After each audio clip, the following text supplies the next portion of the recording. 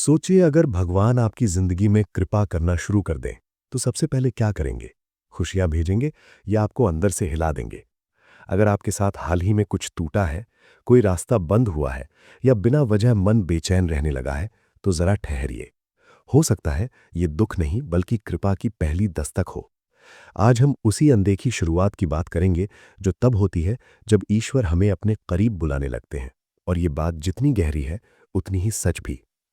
कई बार ऐसा होता है कि बाहर से सब ठीक दिखता है, नौकरी है, परिवार है, दिनचर्या है, लेकिन भीतर कुछ खाली रहता है।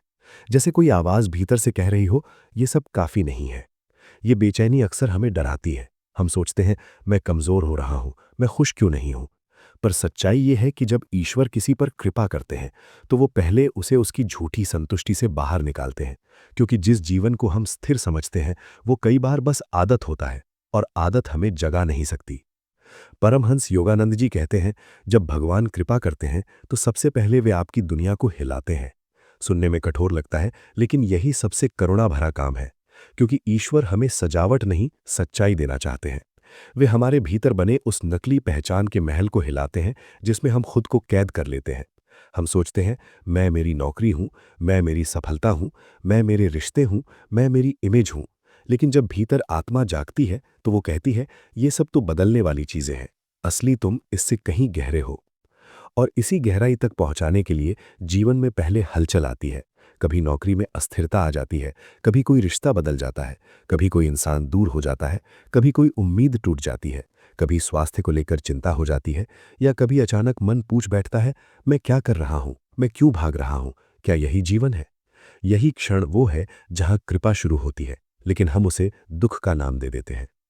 सच ये है कि ईश्वर जब बुलाते हैं, तो पहले झूठे सहारे हटाते हैं। क्योंकि जब तक हमारे पास 10 सहारे होते हैं, हम परम सहारे की तरफ नहीं जाते। आपने देखा होगा, दुख में इंसान सबसे ज्यादा ईश्वर को याद करता है। इसका कारण ये नहीं कि ईश्वर दुख पसंद करते हैं। कारण ये है कि दुख हमारे घमंड को तोड़ देता है। दुख हमारी आंखों से पर्दा हटाता है।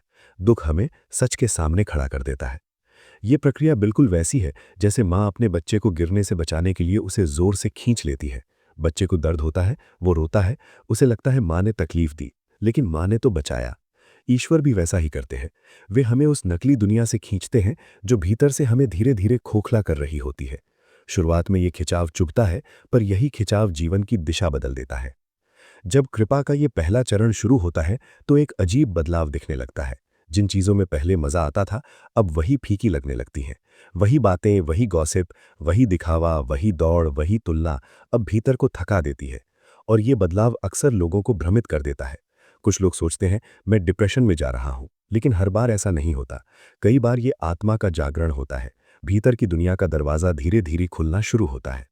और जैसे जैसे भीतर की दुनिया खुलती है, एकांत अच्छा लगने लगता है। शोर में बेचैनी होने लगती है। पार्टियों की चमक में खालीपन दिखने लगता है। आप खुद के साथ बैठने लगते हैं। आप चुप रहना सीखने लगते हैं। आप बिना वजह मोबाइल देखने से ऊबने लगते हैं। और एक दिन अचानक आप महसूस करते हैं कि मैं तो अंदर से बदल रहा हूं। ये बदलाव किसी क्रांति जैसा नहीं होता। ये तो दीपक की लौ जैसा होता है, जो पहले हल्की जलती है, फिर स्थिर होती है, फिर कमरे को रोशन कर देती है। यहीं से उठते हैं वो सवाल जो किसी भी कृपा के रास्ते का असली संकेत होते हैं। मैं कौन हूं? मेरा उद्देश्य क्या है? क्या ईश्वर सच में है? क्या मैं उन्हें जान सकता हूं? क्या मेरा जीवन केवल कमाना और निभाना है, या कुछ और भी है? इन सवालों का आना ही साबित करता है कि अब आपकी आत्मा नींद से उठ रही है। क्योंकि जो व्यक्ति सच से दूर होता है, उसे सवाल नहीं आते, उसे बस मनोरंजन चाहिए। अब ये भी समझना जरूरी है कि ये चरण थोड़ा अकेला बना सकता है।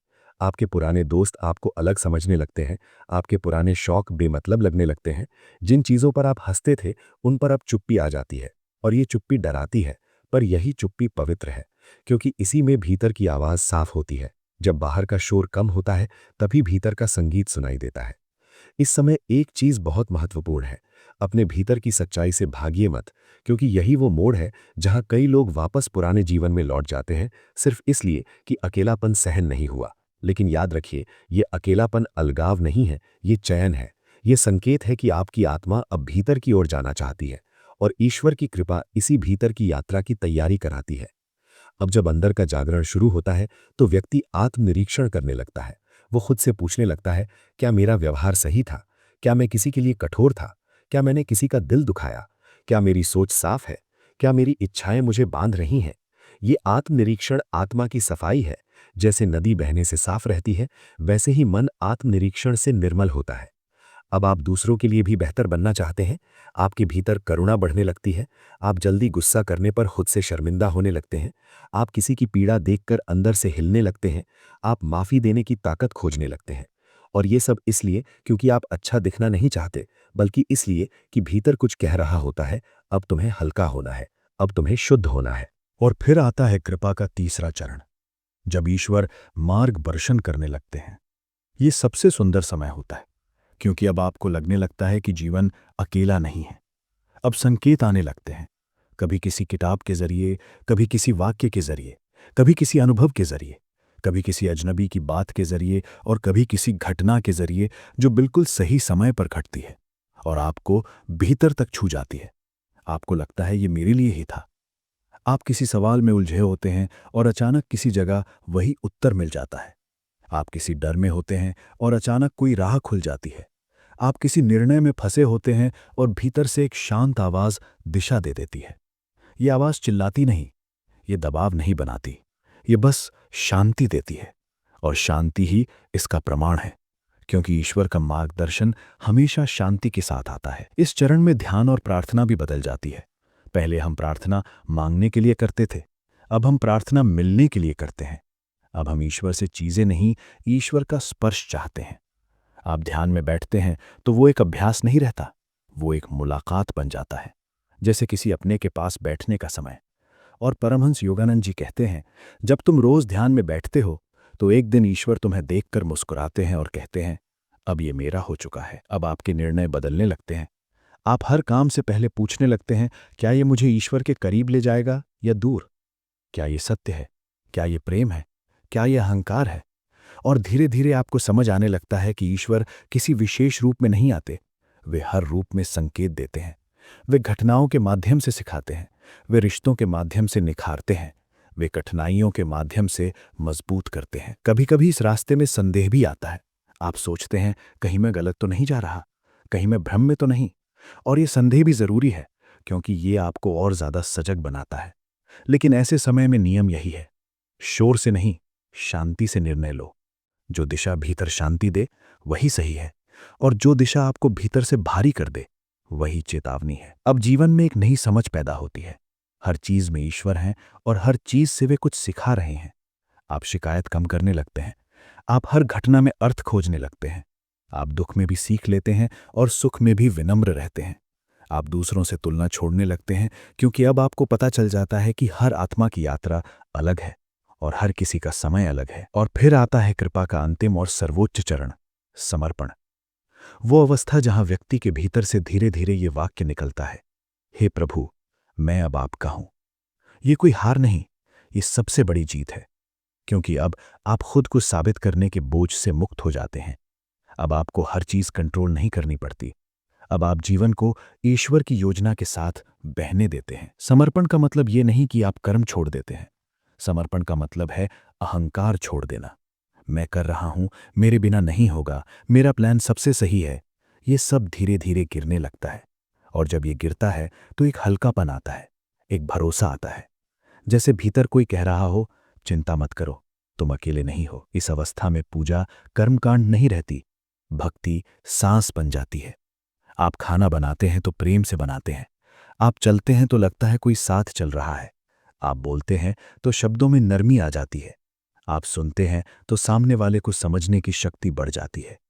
अब मृत्यु का डर कम होने लगता है, असफलता का डर कम होने लगता है, क्योंकि अब आप जान चुके होते हैं कि जो भी हो रहा है किसी बड़े हाथ की व्यवस्था है। इस समर्पण के साथ एक और सुंदर फल आता है। आपकी उपस्थिति लोगों को शांत करने लगती है। आपको उपदेश देने की जरूरत नहीं पड़ती, क्योंकि आपका जीवन ही संदेश बन जाता है। आपका मौन ही ज्ञान बन जाता है। आप दावा नहीं करते, लेकिन आपकी आंखों में स्थिरता दिखने लगती है, और यही स्थिरता असली आध्यात्मिकता है। परमहंस योगानंद जी ने कहा था, ईश्वर को पाने की प्रक्रिया में सबसे कठिन हिस्सा है स्वयं को छोड़ देना, और सबसे सुंदर हिस्सा भी यही है, स्वयं को छोड़ देना। क्योंकि जब हम मैं और मेरा के छोटे घेरे से बाहर निकलते हैं, तब हम अपने वास्तविक स्वरूप में लौटते हैं, और वही स्वरूप ईश्वर का अंश है। अब इस पूरी यात्रा का सार स्पष्ट हो जाता है। जब ईश्वर कृपा करते हैं तो पहले वे हमारी बाहरी दुनिया को हिलाते हैं ताकि झूठ टूटे, फिर वे भीतर की दुनिया को जगाते हैं ताकि सच दिखे, फिर वे मार्गदर्शन देते हैं ताकि रास्ता बने, और अंत में वे समर्पण तक ले जाते हैं ताकि आत्मा अपने घर लौट जाए। ये यात्रा किताब की बात नहीं है, ये अनुभव की बात है। और अगर आप ये सुन पा रहे हैं तो ये भी संयोग नहीं है, ये भी एक प्रकार की कृपा है। तो अगर आज आपके जीवन में कुछ टूट रहा है तो उसे अंत मत समझिए, उसे शुरुआत समझिए। अगर आपको एकांत अच्छा लगने लगा है तो खुद को अजीब मत मानिए, इसे भीतर की पुकार समझिए। अगर आपके सवाल गहरे हो गए हैं तो डरिए मत, ये जागरण है। और अगर आपको संकेत दिखने लगे हैं तो समझिए मार्गदर्शन शुरू हो गया है। अब आपको बस एक काम करना है, ईश्वर की फुसफुसाहट सुननी है, क्योंकि ईश्वर जोर से नहीं बोलते, वे बहुत धीरे से बुलाते हैं। और जो सुन लेता है उसका जीवन बदल जाता है। आप जिस भी अवस्था में हैं वही सही है, क्योंकि ईश्वर वहीं से आपको बुला रहे हैं। बस अपने भीतर ईमानदार रहिए, ध्यान में बैठिए, अपने मन को साफ कीजिए और धीरे धीरे खुद को सौंप दीजिए। यही सबसे पवित्र मार्ग है। अगर ये यात्रा आपको छू रही है, अगर आपके भीतर कुछ जाग रहा है, अगर आपके मन में कोई अनुभव है, तो उसे अपने दिल में दबाइए मत, अपने अनुभव लिखिए और इस रास्ते पर धैर्य के साथ चलते रहिए।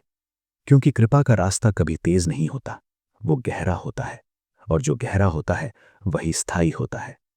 अब बस एक प्रार्थना करें, हे प्रभु, मुझे वही बनाइए जो आप चाहते हैं, मुझे वही दिखाइए जो सत्य है, और मुझे वही दीजिए जो मेरे लिए उचित है। ओम शांति, ओम प्रेम, ओम समर्पण। धन्यवाद।